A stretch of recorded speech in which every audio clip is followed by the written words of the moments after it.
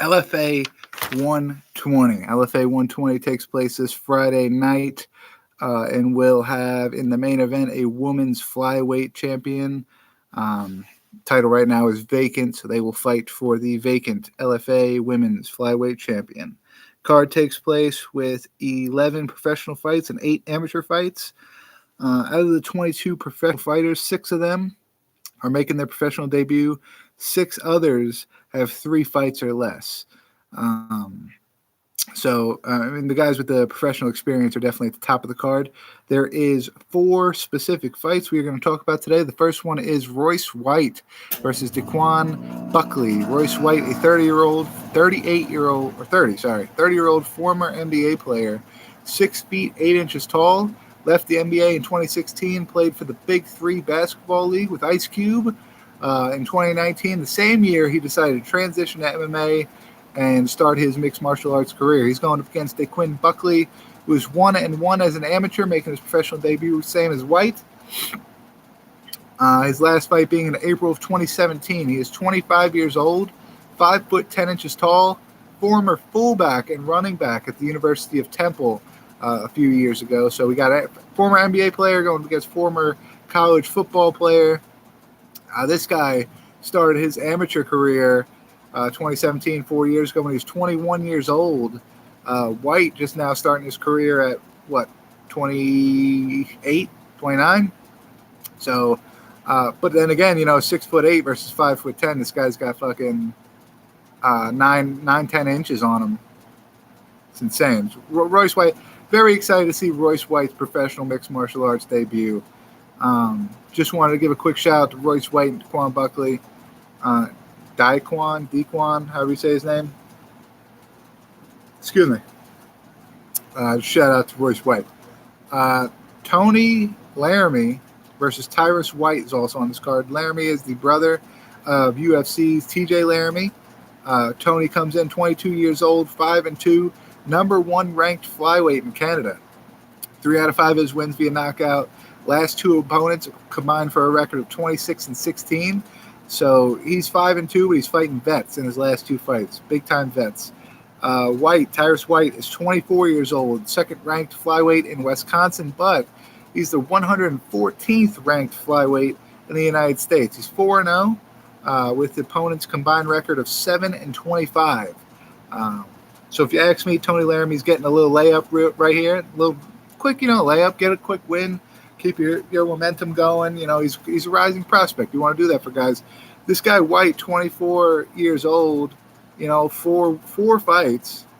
But if your opponent's combined record is 7-25, you're talking about the average record of your opponents is like fucking 1-8. You know what I mean? Or some shit like that. So, I mean, he's fought some debut guys, some guys like that. There's probably one guy that really fucked it up and was like 1-13 or something like that. But still, I mean, you're not fighting guys that are on Tony Laramie, TJ Laramie. Tony Laramie is also training with Mel Kopp.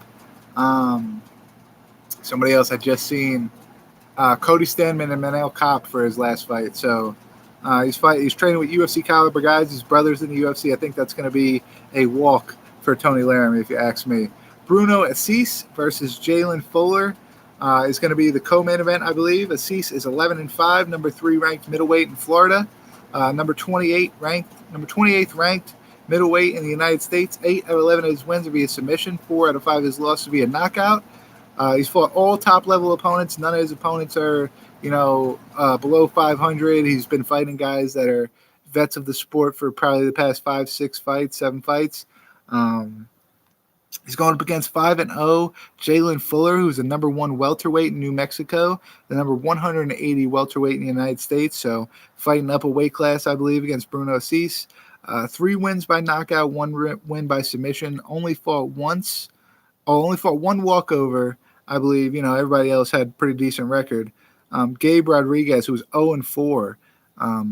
His last 2 opponents after Rodriguez have a combined record of 7-0. So, I mean, you could tell he was a guy that was they were giving him layup. And then now I guess they're trying to, because, Bruno Assis is he's an up-and-coming guy. He's a exciting prospect. I think they're going to try to feed him to Fuller to Assis thinking that Fuller's just going to be an easy win for Assis. But I think that's actually a really good fight. Bruno Assis and Jalen Fuller.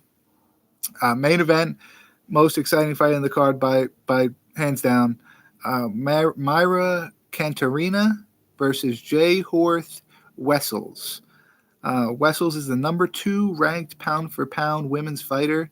That means fucking no weight class in Canada. So number 2 ranked pound for pound in Canada. 4-0, 3 knockout wins, 1 submission win, 100% finish rate. 1.5-inch reach disadvantage coming into this fight, going up against Cantuaria, who is 9-3-1 on a 6-fight winning streak right now. Her 3 losses are Amanda Lemos, Sarah Fronta, and Laura Propicio, who all 3 women have fought in the UFC. So if she didn't fight women way higher in skill than she was at the time, she would probably be 9-0-1, almost undefeated. She is the number 4 ranked woman in Brazil for MMA. That is pound for pound. That is any weight class there is. She is the number 4 woman in Brazil, going against the number 2 woman in Canada. Regardless of these women's statistics, their wins, their losses, their knockouts, their submissions, the number 4 woman in Brazil versus the number 2 woman in Canada will be a very, very good storyline. Canada versus Brazil. LFA, shows like LFA, Island Fights, Game Bread FC, CFFC, all kind of promotions like that are, some of them are on Fight Pass, some of them are there, some of them are that, but for the most part, they're local promotions. Those kind of promotions need fights like this, storylines like this. Number 4 in Brazil versus number 2 in Canada. That's an amazing storyline that would sell, and that alone should make people want to go get UFC Fight Pass and watch LFA 120 this Friday night. That's it for LFA.